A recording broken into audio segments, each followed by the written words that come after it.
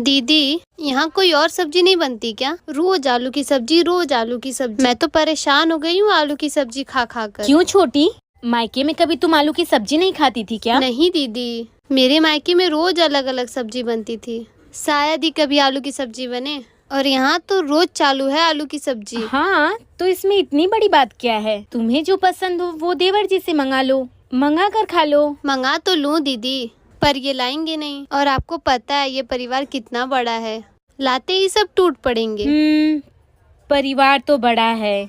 एक काम करो छोटी, मैं यहाँ सबको बोल देती हूँ कि छोटी की तबीयत खराब है और तुम दवाई के बहाने देवर जी को किसी रेस्टोरेंट लेकर जाओ और जो तुम्हें पसंद हो वो तुम खा लेना। बस अब तुम्हें देवर जी को मनाना होगा।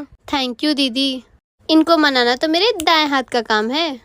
आप बस यहाँ संभाल लेना प्लीज। तो ठीक है पागल, तू जा। यहाँ तो मैं। मम्मी जी हम जा रहे हैं। ठीक है बहू, आराम से जाना। भाभी कहाँ जा रही हैं इतनी सुबह सुबह? दीदी मैं और आपके भैया मेरे मायके जा रहे हैं, मेरी माँ की तबीयत खराब है। आपके तो रोज के बहाने हो गए हैं मायके जाने का, हमें सब पता है। भाई की जैसे ही सैलरी आती है ना, आपके मायके में कोई ना कोई बीमार पड़ने लग जाता है। आपका बस चले ना तो मेरे भाई को अपने मायके का घर जमाई बना डालो। दीदी कुछ ज्यादा नहीं बोल रही हैं आप? मेरी माँ की तबीयत सच में खराब है और ऐसे हर बार आप घर में आग मत लगाया करिए, नहीं तो एक दिन बहुत ज्यादा हो जाएगा। और आपको मेरे मायके जाने से इतनी ज्यादा तकलीफ होती है तो खुद क्यों मुंह उठा करके चली आती है? खुद भी मत आया करिए, बात करती हैं। माँ देख रही हो किस तरह से जबान लड़ा के गई है आपकी बहू रानी। चुप कर, कुछ बोलने से पहले सोच समझ कर बोला कर। उसकी माँ की तबीयत सच में खराब है, किसी का दुख नहीं समझ सकती तो कम से कम घर में कलेश तो मत किया कर। तू सिर्फ घर में आग लगाने के लिए आती है। तेरी इन्हीं हरकतों की वजह से ना तू अपने ससुराल में नहीं रह पा रही है।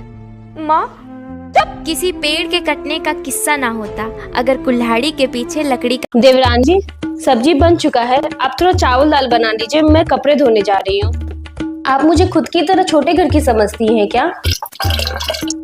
मेरे पति आपके पति से 4 गुना पैसा ज्यादा कमाते हैं, तो इस घर में दाल चावल बनाने की हैसियत आपकी है, ना कि मेरी। छोटी बहू, जुबान संभाल के बात करो।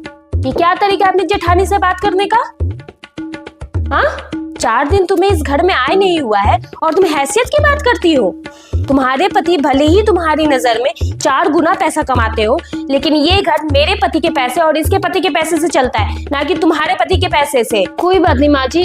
नहीं बहू, तुम्हारे पति को तुम्हें शहर ले जाके 2 रोटी खिलाने की भी हैसियत नहीं है और तुम हैसियत की बात करती हो। रहने दो, 2 आंसू गिराएगी खुद ही चुप हो जाएगी। अभी से ही नहीं रोका तो आगे जाके सर पे चढ़ जाएगी। जाओ तुम अपना काम करो। मम्मी ठीक है।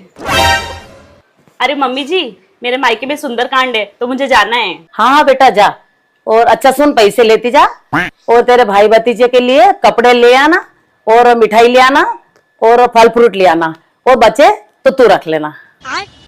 अरे मम्मी जी, ये तो बहुत सारे पैसे दे दिए आपने। अच्छा मैं एक काम करूंगी, बीच रास्ते में मेरे चाचा की एक बिकाऊ जमीन भी है, इन पैसों में मैं वो भी खरीद लूंगी, ठीक है?